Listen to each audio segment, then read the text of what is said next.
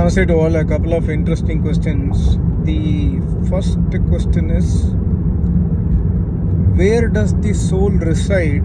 You say that soul is in the heart during the deep sleep, and soul is in the eyes during the wakeful state, and the soul is in the throat during the dreaming state.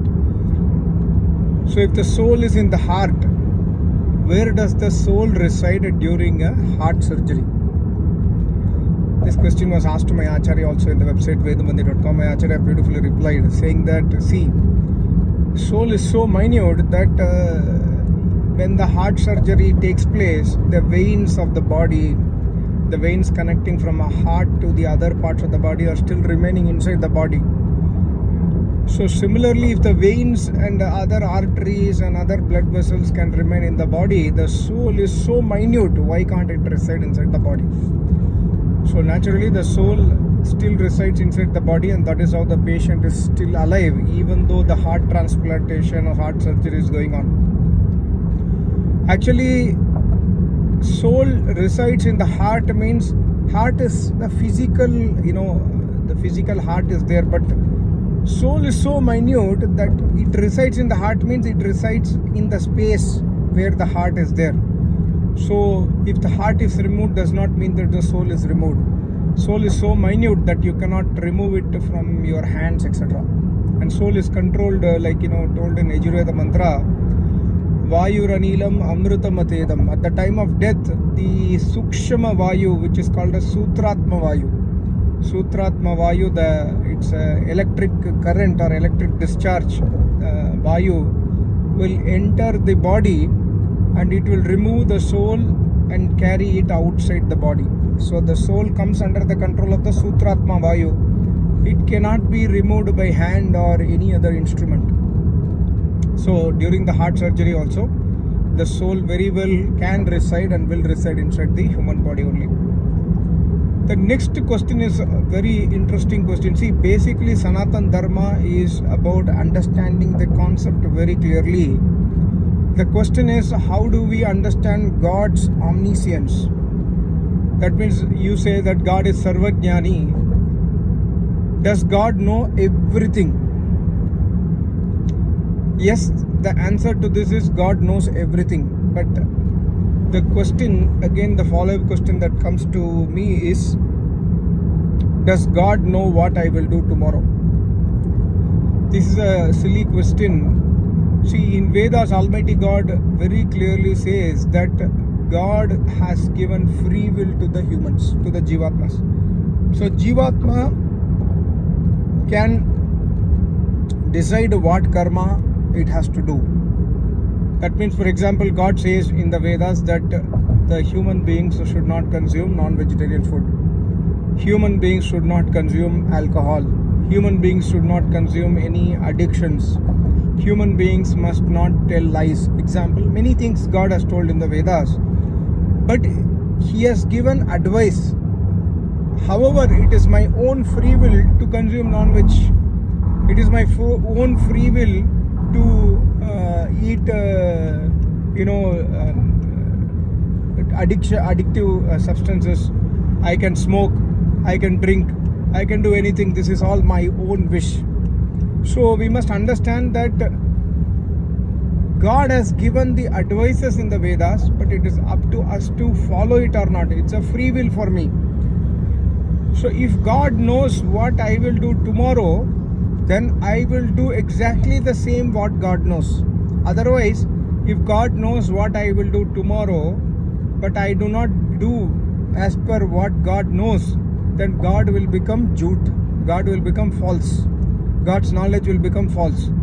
So definitely God does not know what I will do tomorrow, because God has given me free will that I can do anything tomorrow. I can do Shubh Karma, I can do Ashubh Karma, I can do whatever I want. God does not control us. So naturally God's omniscience should not be misunderstood, that God knows what I will do tomorrow, or God knows what every Jivatma will do next moment. No, this is not the definition of omniscience. The definition of omniscience is that God knows what a Jivatma can do. God knows the limitations of the Jivatma. God knows the possible and capable things that can be done by a Jivatma. Everything possible that can be done by a Jivatma is known to Almighty God, and God knows to control the universe. God knows exactly, how to create the universe, how to sustain the universe, how to destroy the universe. God knows exactly what were my karmas. God knows exactly to what karmas, what results has to be given. God knows exactly all those things. That's why he is called as omniscient or sarvajnani. But does not mean that God knows that what I will do tomorrow. Even we do not know what I will do tomorrow. For example, does God know what you are going to think tomorrow? No. Even you do not know what you are going to think tomorrow. Similarly, God does not know. If God knows that what you are going to think tomorrow, that means God is not giving you free will. You will think as per the knowledge of Almighty God, because God knows that I am going to think like this or do like this. So you will do the same thing what God knows. Then definitely there is no free will. And if there is no free will, there is no karma philosophy, because if there is a free will, then God gives me the result of my deeds. Whether it is good deed, He will give me rewards. If it's bad deed, He will give me punishment. But if God already knows that this is the deed I am going to do, then there is no meaning of rewards and punishment, because I am doing as per God's will. That's what Veda says. You have a free will. Karmanyevadikarastu ma phaleshu kadachana. You have a free will to do any karma. Shubh karma is what God has suggested in the Vedas. If you do Shubh karma, the results will be pious. If you do Ashubh karma, anti-Vedic karma, the results will be, you will get punishment for your deeds. This is very, very basic. We must understand about God's omnipresence, omniscience. And also we must understand, you are going for a shopping.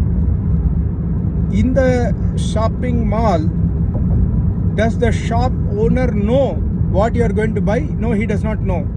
But he knows what is that a customer wants. So he has kept everything possible in the shopping mall. I'm just trying to give you an example. He does not know what you will buy, but he knows what is needed for you. Everything he has kept in the shop. So this is the similar example we can understand of the God's omniscience. God cannot know what I am going to do tomorrow, but this is not restricting God. This is not, we are saying that God is not Sarvajnani. No. Sarvajnani is only one thing, that God knows our limitations. God knows Jivatma can do only these things. Jivatma can do whatever Jivatma can do, he knows it. This is his Sarvajnana. And secondly, God also, he is omniscient, because God knows that Jivatma cannot give the result of their own deeds. It's only God who can have this power. So this is the distinction between Jivatma and Paramatma. So God's omniscience has to be very clearly understood. Otherwise we will misunderstand that if God knows what I am going to do tomorrow, many people have this thinking that it's all in the God's hands. God is willing that I will do such and such things, and I am doing. Many people have this saying, they you go to modern Swamijis, they say that, see, ईश्वर ने मुझे ये करने के लिए कहा है, मैं कर रहा हूँ, वो तो उसकी मर्जी है. They say this kind of dialogues, that because of his will I am doing this. No, God has given us free will, but God has given all the knowledge that what are the things you can do as a Jivatma so that you can attain moksha, you can attain happiness. So it's our own free will, and God does not decide our free will. And one more question that came to me was, why God cannot create the souls? You say that God is Sarva Shaktiman, why can't he make souls? See, God cannot make souls because soul is mentioned in the Vedas by Almighty God, that soul is Amartya, soul is Swayambhu. Like Yajurveda 26/2 says, both Almighty God and souls are Swayambhu. Swayambhu means does not have parents. So God naturally does not create souls, and he cannot create souls, because if he has to create souls, the soul is made from something else, then only he can create, right? Suppose soul is created, that means soul is made from some raw material. So if something is made from some raw material, that thing cannot be called as Amartya, that thing cannot be called as Swayambhu. That raw material will become Swayambhu, not the soul. So naturally God cannot create souls as per the unchangeable, unchallengeable rules of Almighty God of the Ved, in the Vedas. And if soul is made from, soul is also called as Swayambhu because soul is also not made from any matter. If soul is made from any matter, then that matter will be eternal, not the soul. Soul will die. Soul will. So I say soul. Don't confuse that. I am speaking Abrahamic. No. Soul means, what I mean is Jivatma only, as per the Vedic Dharma. The equivalent translation of Jivatma is soul only. We do not have any other translation in English language. So whenever I use the word soul, I am not meaning any soul that is mentioned in Quran or Bible. It is the Jivatma only. So Jivatma is Ajar, Amar, Avinashi. It is not made from anything. Even God cannot create. If God creates souls, then soul will not be Swayambhu. Souls will not be Nitya. Souls will be Anitya. That's why God does not and cannot create souls. Soul is also as Swayambhu as Almighty God. But soul does not have, soul has very limited power. It does not have unlimited power like Almighty God. This we must understand. I hope you understood. Thank you so much. Namaste. Om.